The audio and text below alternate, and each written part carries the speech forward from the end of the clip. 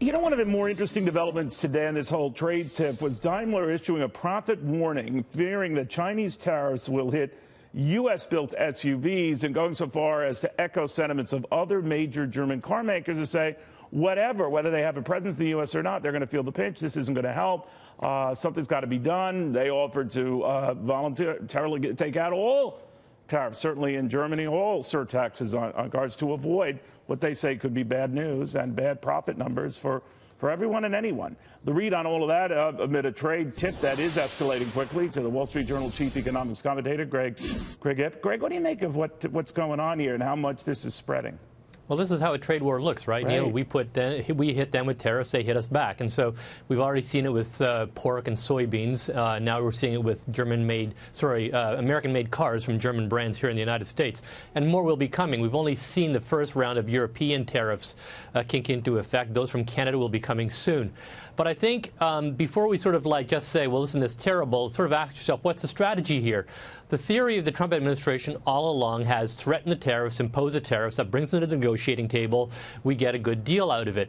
It may yet happen, but it hasn't yet. Instead of a good equilibrium where everybody brings their barriers down, we seem to be lurching further into a bad equilibrium where everybody's barriers go up. And that's one of the things that's bothering stock markets nowadays. You know, the president echoed last night in a pretty raucous speech in Minnesota, you know, we're the economic giant. I'm sort of paraphrasing, Greg, I'm sure you heard the gist of the remarks. We're in a position of strength here. They need us a lot more than we need them.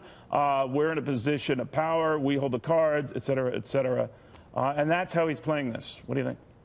Well, it's true. The United States is the big dog in the room. I mean, other countries need us militarily and economically more than we need them.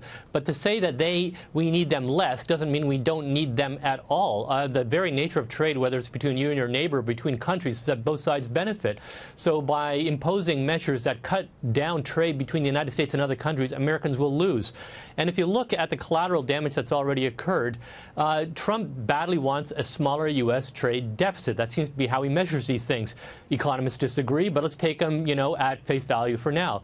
Well, what he has basically done is that, first of all, the tax cut has supercharged U.S. growth, and that's pushing the dollar up. Look at Canada and Mexico. Their currencies have fallen because of the trade war with the United States. It's a pretty good bet that the U.S. is going to be selling less to those countries as a result of this trade war. I think that because the tactics have not been done in a very sort of well thought out manner, is that we could end up with results that go contrary to where the president wants them to go. Do you think this is going to get out of control? It's a good question, Neil. If you'd asked me that 3 months ago, I would have said absolutely not. Now I'd still say no, but perhaps a little less conviction. I still take some comfort from the fact that I think both sides ultimately realize that their best interest is that we don't have a trade war. I think it's interesting, for example, that China was very quick to release a list of products it would hit in response to Trump's first round of tariffs. They haven't done so in response to his second round. That speaks to me about a desire in the Chinese leadership to talk about this. And China's economy is not in great shape. It's too dependent on debt. They need exports to basically wean themselves off debt. They would like an answer out of here. I think the United States has to, Trump needs to get its act together to take the fact that the United States has the leverage and use that leverage shrewdly. No, I think you're right about that. You should worry, though. I agree with you here, because I did think that the fact that they didn't follow up with tit-for-tat tariffs of their own on this latest is interesting. So thank you, Greg. Always good having you. All right. Thank you, Neil.